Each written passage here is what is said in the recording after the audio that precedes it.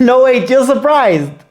You're surprised that Mamelodi Sundowns comes into a second leg of a semi-final cup game, takes the lead and loses. I'm not surprised. I saw that versus Wydad. You are surprised that Mamelodi Sundowns makes a mistake at crunch time in a cup tie that puts them into a tough space. I'm not surprised. I saw that versus Pyramids. You're surprised that Mamelodi Sundowns struggles to manage a cup game and the pressures that come with all of that, especially in the second half, especially towards the end of games. I'm not surprised because I've seen them do it. And for those who say it's Cardoso, guys, I hope you had the same energy for Manqoba when he lost. I hope you had the same energy for Rulani when he lost. I'm hoping that all the times when Pirates is beating you late and Pyramids is beating you late and Chiefs is beating you late and all of these teams are beating you late, I hope you had the same energy, because that is the thing here. These cup games are not about tactics. Cup games are not about personnel and your quality. Cup games are about management of pressure and knowing when to press and release. And that is what Pirates does very well. Because even on their side, I can't give it to Coach Wadu. I don't think Coach Wadu tactically was great in this game. But they won. I don't think his team compares to the Jose team. They won. Jose's team was different to Zimbabwe's team. They won too. This is just the culture of the two teams coming to a head. Because this is not new. No one's surprised about this. In fact, the most irritating thing about the game for me was how I'm looking at these two teams that have everything.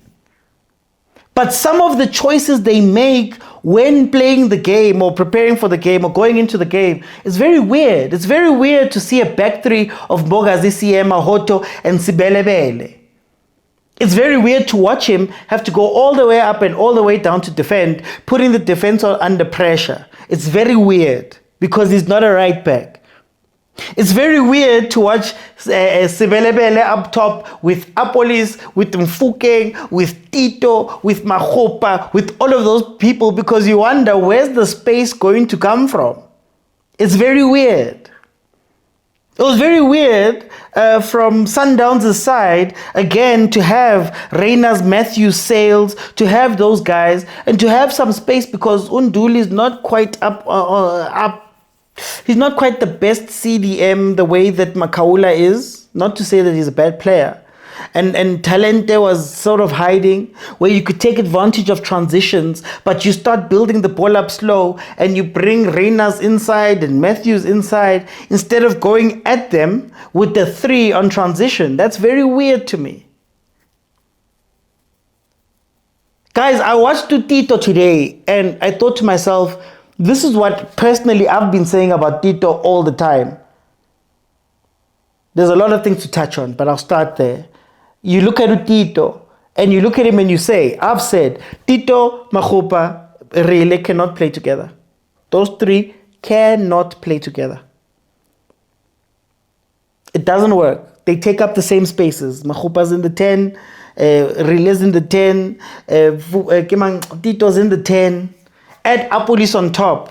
And with Apolis, actually, that was a fear I had with Mbule and Tito. That there's going to come a player that's got a bigger personality than you, that wants the ball more than you, that wants to play more than you, that's willing to open up more than you, and they will suck the life out of Utito, especially since Utito had been, Pirates has been trying to move him out of that 10 for a very long time, maybe out of the team.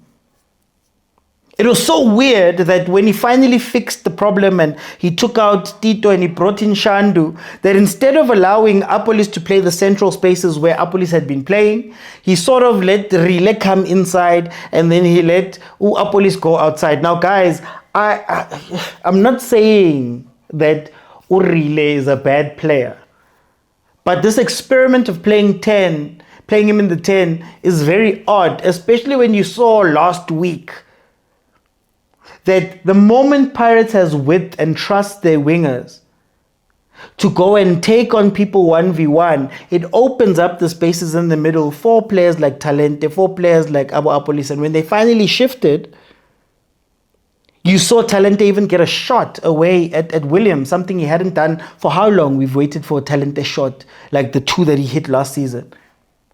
You look at Sundowns and Nabo. The times where they looked great was when Sales was coming into the 10 and playing a game that's similar to RMR when Ribeiro's there. Playing a game where, guys, we're not going to hold the ball forever. Our job is to up tempo right now so that the Reyners can get, when Reyners hit the post. And Matthews finally felt comfortable coming in the way that they were playing last season at times.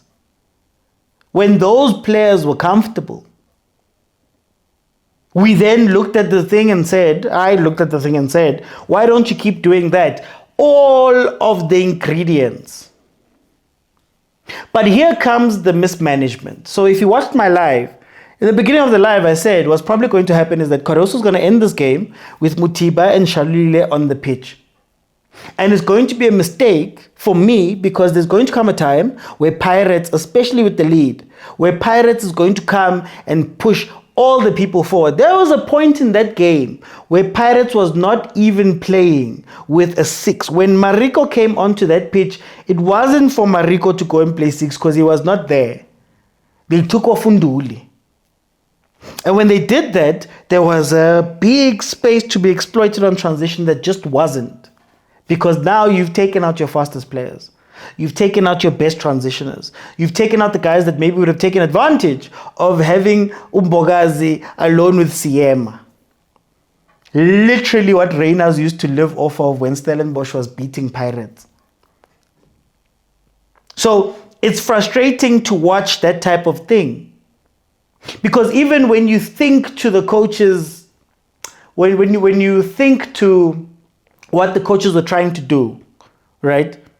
I understand having Sibilibili double up with Apolis up top, right? I understand it. It's something similar to what Pirates used to do on the left-hand side, where you would have Tito playing with Umfukeng on the wing, and then you have Hoto coming in on the run, and you've got 3 players. What I didn't understand is to make Sibilibili the guy who has to run from the defense all the way up in order to accomplish that, because you're trying to fit Tito in. I think some of these coaches, these 2 coaches are struggling for me because they've got such big squads, such great squads, such beautiful players that they want to play them all instead of saying, guys, some of you might sit down. Some of us have been preaching about Tito, for example. Now you have to make a sub in the first half because it's not working. But logically, where are the spaces going to be? Where is he going to find joy? What is he going to do? Now, I did like on the Pirates side having Umahopa. I did like having Umahopa because Umahopa is one of those players that he might not score, but he's unselfish enough that everybody else eats. So the 10, 15, whatever goals you're expecting from Mahupa in a game will actually be given to Aborile, Nabos Bilibili. It wasn't quarter last season for them to go score because he drags centre-backs out and he's not afraid to play the pass. He's not afraid to play the pass. Now, sometimes you find him on the wing. I don't understand that, but he's not afraid to play the pass to bring in his players.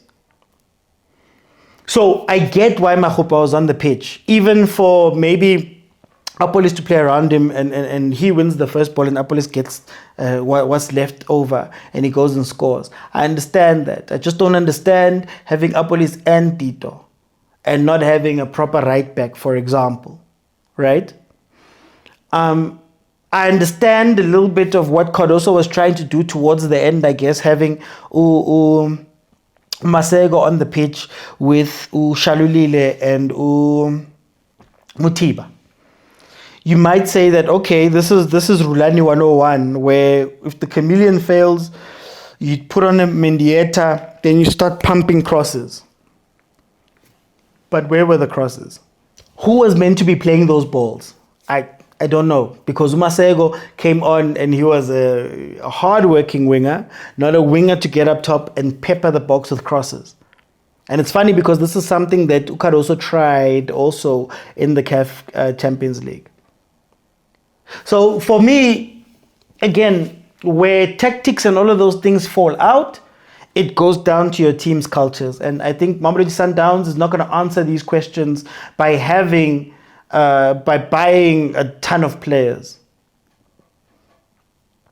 or looking for all types of quality players and all of that type of thing.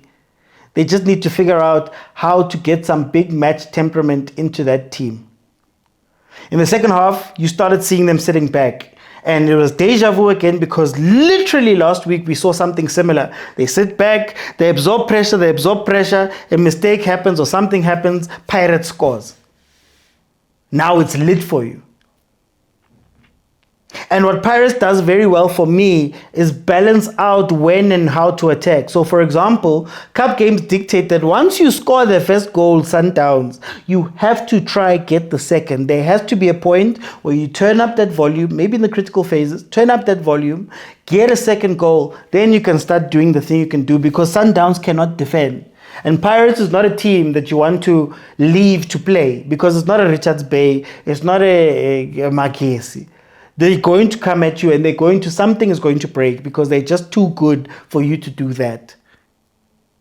So it's so interesting to watch these two teams play, and it's so interesting to be able to scratch out all of the talk about tactics and players and all of that stuff. Maybe Sundowns did miss Ribeiro, because at some point Ribeiro breaks code and he starts running at people, right? He starts conducting that counter. He starts playing hard. But attitudes need to change at Mamelodi Sundowns. At the very least, how you approach games. You cannot approach games with the league mentality. You cannot approach games with the we'll hold the game and nobody's going to play. Because on the one hand, number one, a 1-1 doesn't mean anything in a league, in a cup game. Unlike in a league where you can come back the next day and win 3. But then number two, momentum is important in cup games.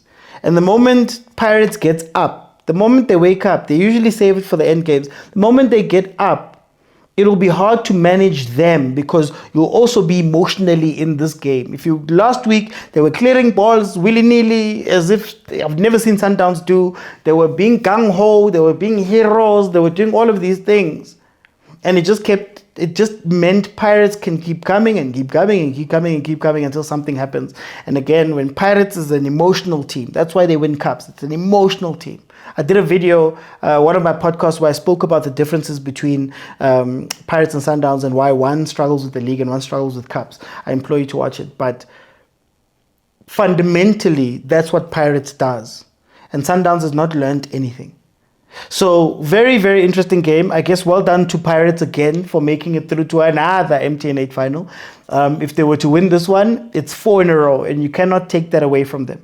Everything I'm saying here is not easy to do. I'm not saying that Pirates has it easy in cup games. They just have orientated their team towards cup game football. And that's what makes them strong in these games.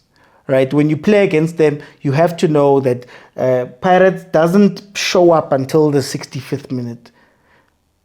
Pirates might, if they score early, it's lucky, but for the most part, you can catch them sleeping early on. And if you can catch them once or twice, think about the Makesi game. If you catch them once or twice, 3 times, then it's very hard for them to come back even when they have the flurry. I don't want to talk about penalties, because obviously we're the 2 best penalty savers in the league. Chain does it in these cups all the time. Williams does it in big cups and for Bafana and even for Sundowns all the time. So I don't know if there was going to be an inherent advantage, but well done to Sipho Chain for stepping up again. Pirates does it one more time. Well done, Mabagania. We'll see who joins you from Stellenbosch and Skokune. Guys, I just wanted to say apologies for not posting reviews for the midweek games with Sundowns and Pirates. I just had some things to sort out, some personal things to sort out during that time that were a little bit urgent. So I wasn't around. I apologize. It's not because I hate Sundowns or I hate Pirates, guys. I'm sorry. That was my bad. But yeah, please don't forget to like, share, comment, and subscribe. And please watch the other videos. I'll put links to them as well. Please watch the other videos and support. If you can throw something towards the channel, please do. There's a bank account in the comments. Guys, thank you so much for joining me. I'll see you on the next one. Bye, everyone.